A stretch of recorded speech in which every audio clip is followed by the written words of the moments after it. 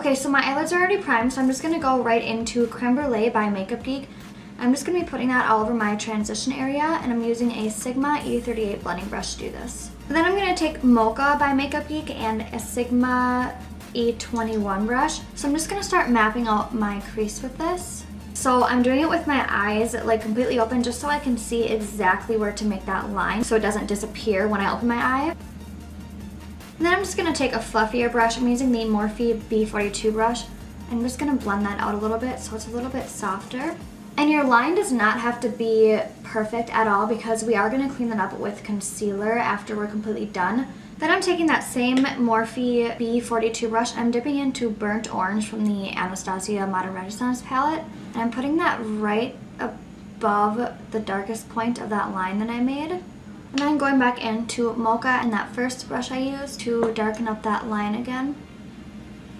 Okay, so now to clean that bottom line up, I'm going to be using the Anastasia Beverly Hills Concealer in the shade 0.75. So this is a cream concealer. You can really use any kind of concealer with this. You just want to be careful. And then I'm going to be using a very small, dense brush. It just looks like this. So any small, dense brush that you can find will work. Just putting it right along the edge of the line just to straighten it up and make it really cut.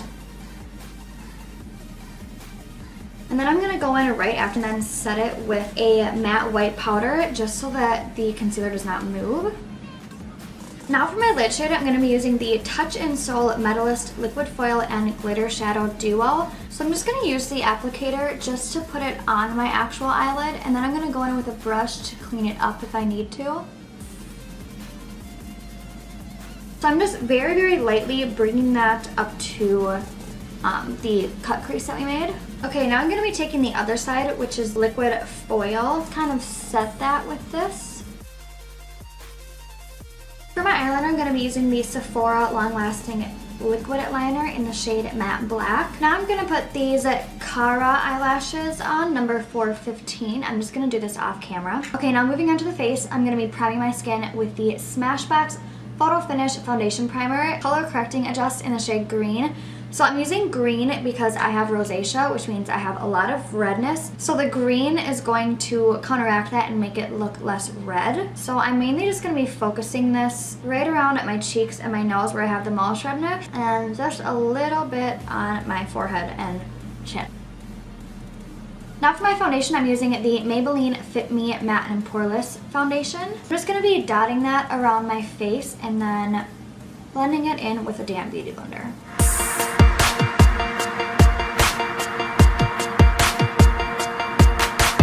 By the way, I use shade 122 in this. Now for my concealer, I'm using the new Too Faced Born This Way Natural Radiance Concealer.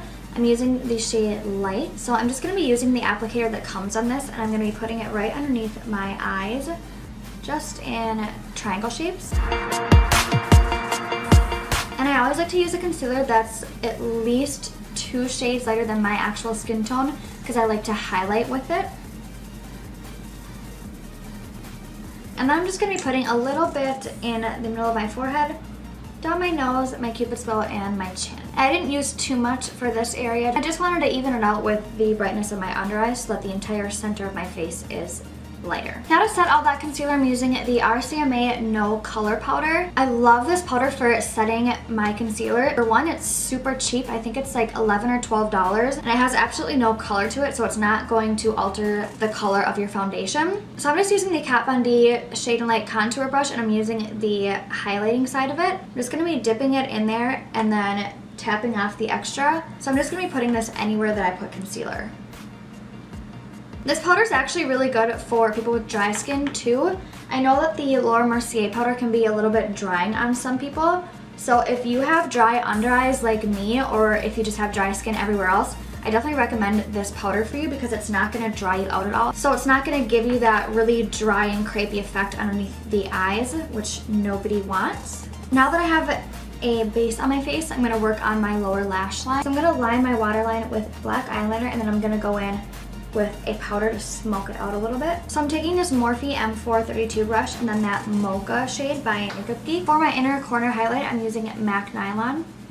And then I'm just kind of blending that into the rose gold shade so it's more of a gradual effect. For my bronzer today, I'm using the Too Faced Sun Bunny bronzer, and I'm using that same contour brush I was using before for my under eyes. I'm just going to be lightly putting that into the hollows of my cheeks.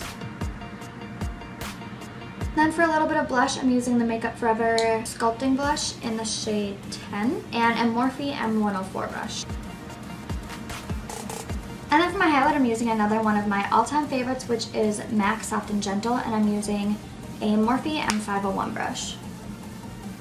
And I'm mainly just keeping this on the very tops of my cheekbones. I'm not bringing it past the arch of my eyebrow because I've been having a lot of texture on my face lately, and highlighter is just going to make that stand out more. So I'm just keeping that on the very high points of my cheeks. And I'm going to be putting a little bit on the tip of my nose as well.